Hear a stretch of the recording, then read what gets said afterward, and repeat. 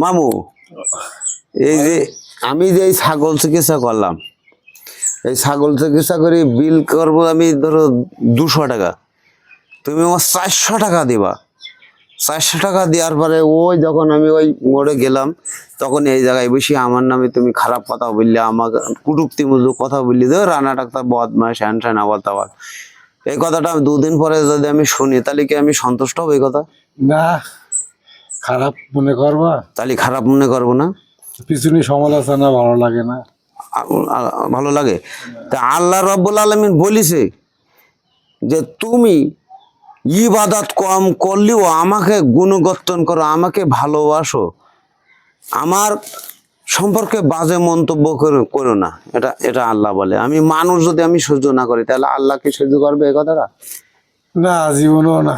তাহলে আল্লাহ সহ্য করবে। তাহলে এখন দেখা যাচ্ছে আমি যে আমলগুলো করতেছি, সে আমলগুলো যদি শিরিক বিদআতের ভেতরে পড়ে যায়, তাহলে কালকে কিয়ামতের দিন ঠিক আল্লাহ ওইভাবে গ্রহণ করবে। যে যেমন ভাবে যে আমি বিল করেছি 200 টাকা, তুমি দিছো 400 টাকা। তুমি এখন নামাজ পড়তেছ সারাদিন রোজা থাকতে যাও, ওয়াজ করতে যাও, যাকাত দিতে যাও, আবার তুমি শিরিকের সঙ্গে তুমি যুক্ত আছো, শিরিকের সঙ্গে তুমি লিপ্ত আছো।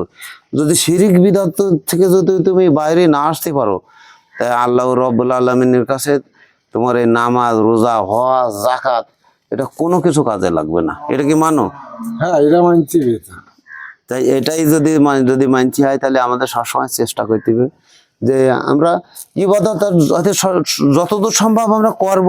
তো অতিরিক্ত ইবাদত আল্লাহ করতে বলি না, আল্লাহ বলি তুমি যেটুকু ইবাদত করো সেটা সহি এবং সঠিকভাবে এটা ইবাদত করো।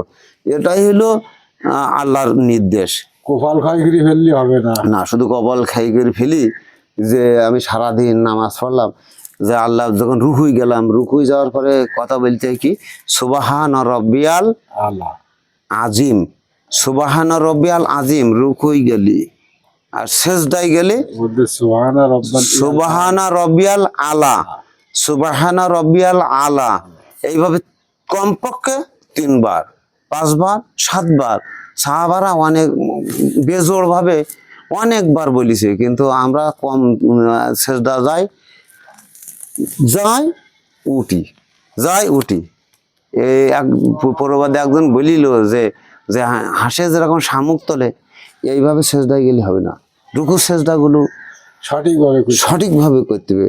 রুকু সেজদা এমনভাবে করতে হবে যেন আল্লাহ নবী কি বলিছে। আল্লাহ নবী এক সাহাবার আসি নামাজ পড়লো, নামাজ পড়ার পরে আল্লাহ নবী বলল যে তুমি তোমার নামাজ পড়া হয়নি, তুমি আবার পড়ো। এইভাবে 3 বার পড়ানোর পরে আল্লাহ নবী নিজেই বলতেছে আমি নামাজ পড়তেছি, আমি কিভাবে পড়ি, তুমি আমার নামাজটা দেখো।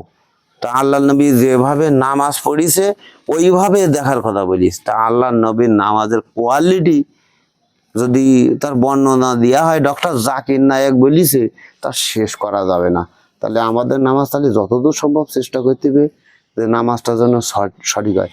আর দর্শক আপনাদেরও বলছি, এই ভিডিওটা যারা দেখছেন, এই ভিডিওটা শেয়ার করে দেবেন। আপনারা সঠিকভাবে নামাজ পড়ার চেষ্টা করবেন। এই আল্লাহ হাফেজ।